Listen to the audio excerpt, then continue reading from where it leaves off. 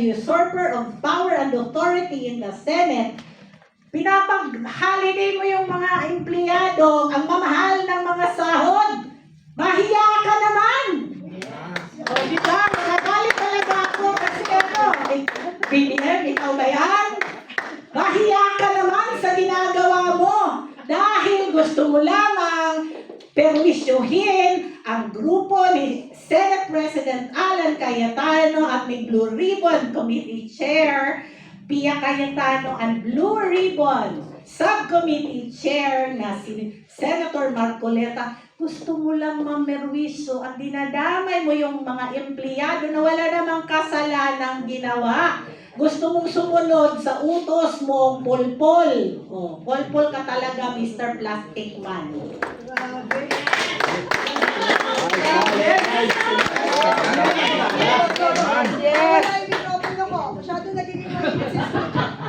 Hello, Kapeni. Hello. Grabe ka, powerful. Pero may gusto lang ako idagdag. Yang direktiba ngayon ni Senator Gatchalian na pwede pala mag-work from home yung mga Senate employees is the best example of ultimate hypocrisy. Bakit? Diba inaatake nila Senator Tulfo, noon si Senator De La Rosa, yung mga ordinaryong empleyado nagpapainit sa nagtatrabaho. Kailangan tayong pumasok sa Senado. Lahat pala talaga ito politika lang. Pwede palang work from home eh. Yung proposal nga na online, ayaw nila. Di ba? Ayaw nila, pwede pala work from home eh. Paano nila mag-work from home kung hindi pwede online? Di ba?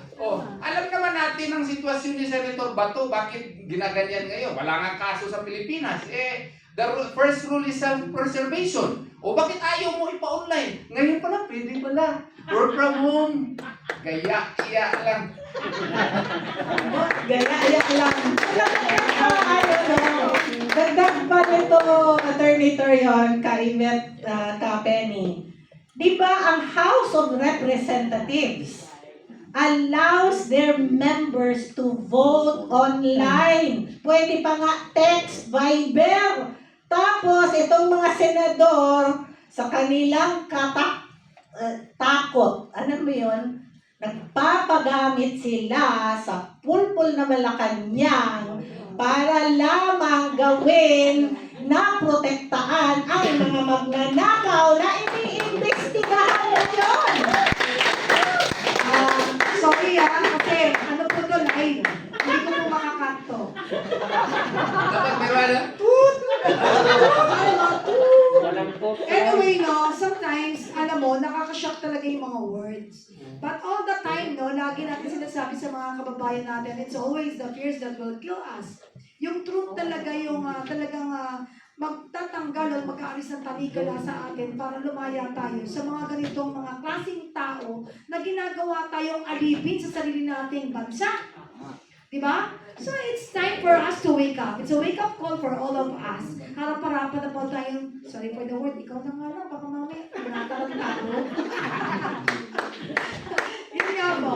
Bilang Pilipino, masakit na maliitin ang ating kakayahan na makaunawa at maintindihan natin ang totoong sitwasyon sa ating bansa. Pero akala nila ganun tayo kaliit ang pinagkukunan.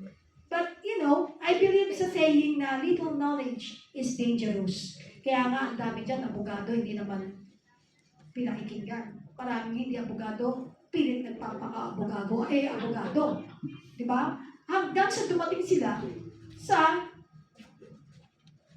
level na law benders na sila. And they tried to bend the law. Tapos yung mga rulings, kahit palso na yung isa na hindi na kinikilala, nagkaroon ng bagong ruling na yun yung updated, na sinusunod, namili kung ano yung ruling na gusto nila para to justify yung gusto nilang mali na dapat mali.